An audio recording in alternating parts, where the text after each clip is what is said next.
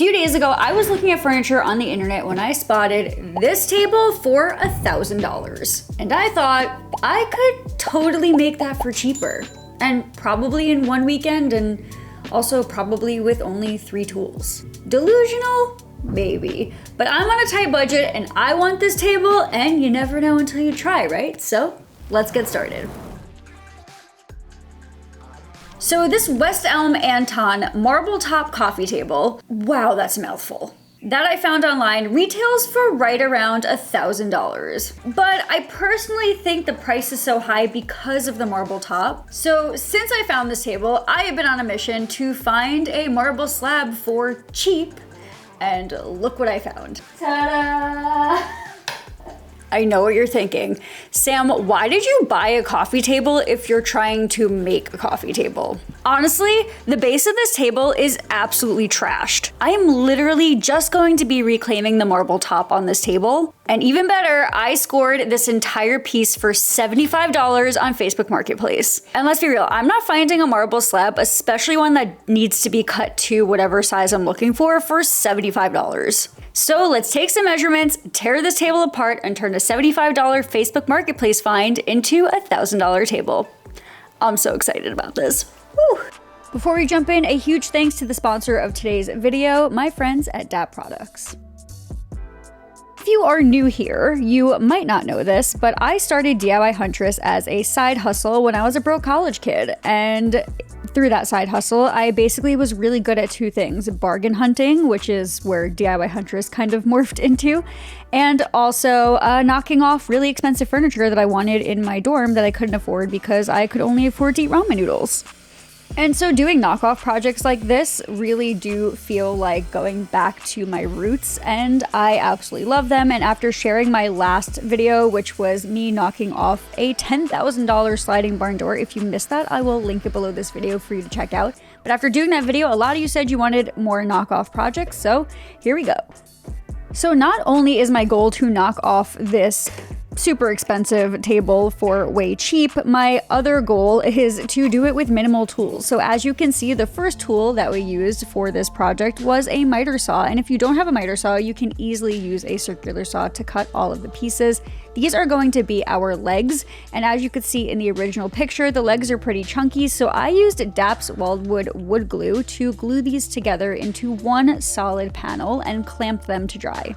And now obviously I did this twice because there are 2 legs. And PS, I didn't mention this before, but I used 1 1/4 inch pine for this that I picked up at my local home improvement store. And in total, I spent $30 on the lumber for this project.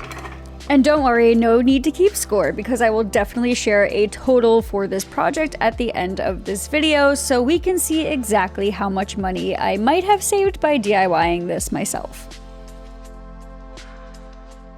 You know I love a good multitask. While that dries, let's get this table disassembled. Now I mentioned this briefly in the intro, but I originally was looking for an actual marble slab to use for this table by going to a couple of different places around here and looking through their remnants, which are like cut off scraps that typically a lot of these places just either throw out or sell for cheap. And it was a bust. So heavy. But it's honestly amazing how many options were on Facebook Marketplace, and the fact that I found this for $75, win. I know the camera's not facing this way, but this thing is so heavy and I'm scared if I let go, it's gonna fall.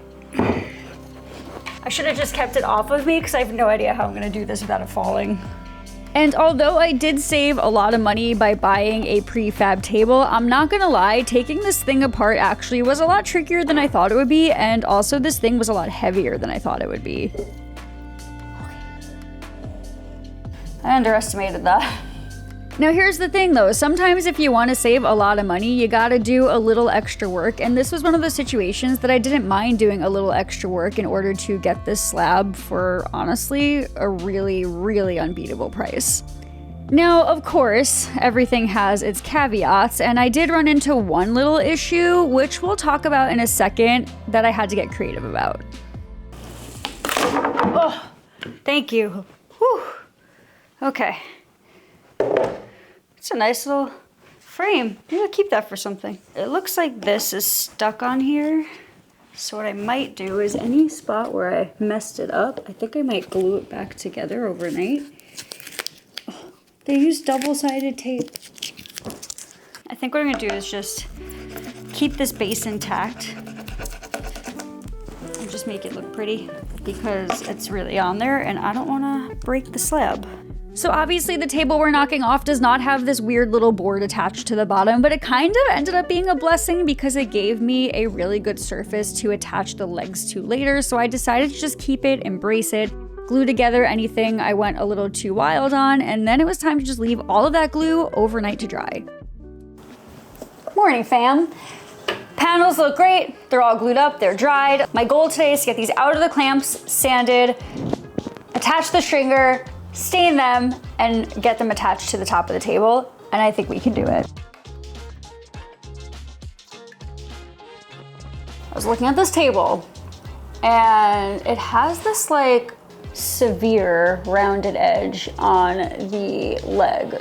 I'm gonna show you how we're gonna do that with a sander. You could use a router for it, but I'm trying to prove that we can make this with 3 tools. And jumping in because my microphone was so muffled, but sander would be tool number 2 out of 3 for this project.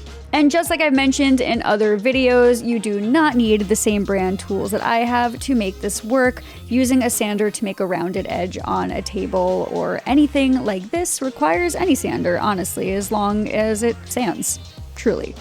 In fact, I've gotten a lot of questions about what tools I recommend for people who are just starting out, and I have shared an entire tool guide on my website along with links to tools that I recommend for beginners, intermediate, different price budgets. I will link that below this video. Go check it out if you're interested, and I think you'll be surprised at the quality of tools that you can get for a really affordable price.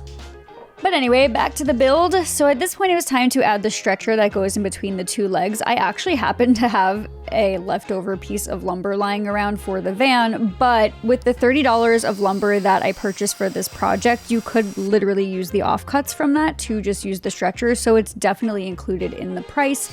But yeah, this is where I use tool number 3 to drill the stretcher into these legs using some screws and wood glue. At this point, it was then time to give these legs a coat of stain and finish. I used like, I don't know, a fraction of a maybe $9 can of stain and a fraction of a $15 bottle of spray finish. I don't know, I think we should just call that $20, and I feel like that's being very generous. I don't know, do you agree or disagree with that? Let me know in the comments. Now, I actually did decide to use 2 coats of finish for this, which in hindsight I kind of regret because it ended up drying a little darker than the inspo table, but I guess that's the beauty of DIY, is that when you're making your own stuff, you can kind of just like choose the color that you want instead of having to buy whatever's available at the store.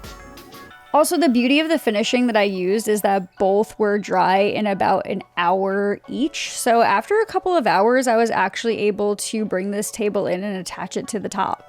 And for this, I used DAP's HD Max Construction Adhesive. I just applied it to the table legs and then added some weights to weight it all down while it dried.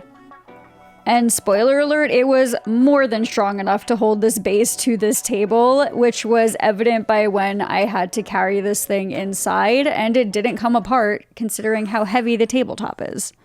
And while I don't usually count fasteners in the budget, we're gonna do this. It was about $7 for an entire bottle of glue, which we didn't use, $6 for an entire thing of HD Max, which we didn't use the whole thing, and I'd say about 25 cents per screw, so in total that comes to like $14.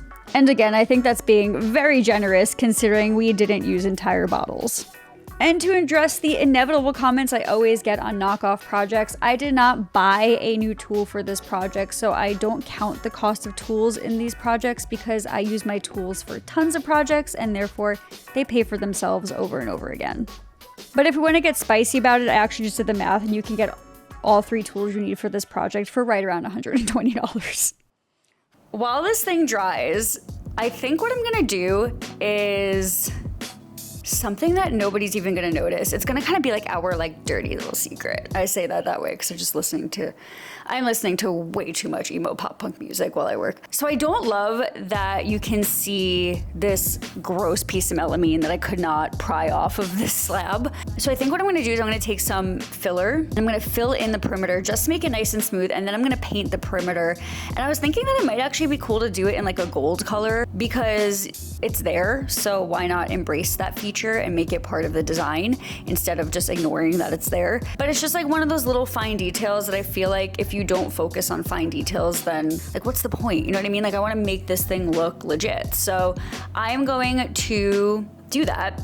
And then once everything is dry, we can get this thing inside and see what it looks like in my living room. So even though we're literally never going to see this, I did decide to use some DAP Plastic Wood X wood filler and some gold paint to just give a tiny little accent to this weird piece of melamine. I don't know, I used probably about like $6 worth of product here, considering you can get paint for like 50 cents, and I used only a tiny bit of wood filler, which means it's time for the moment of truth. So in case you need a little refresher, here is the $1,000 coffee table that we are duping in this video, and here is my version of it.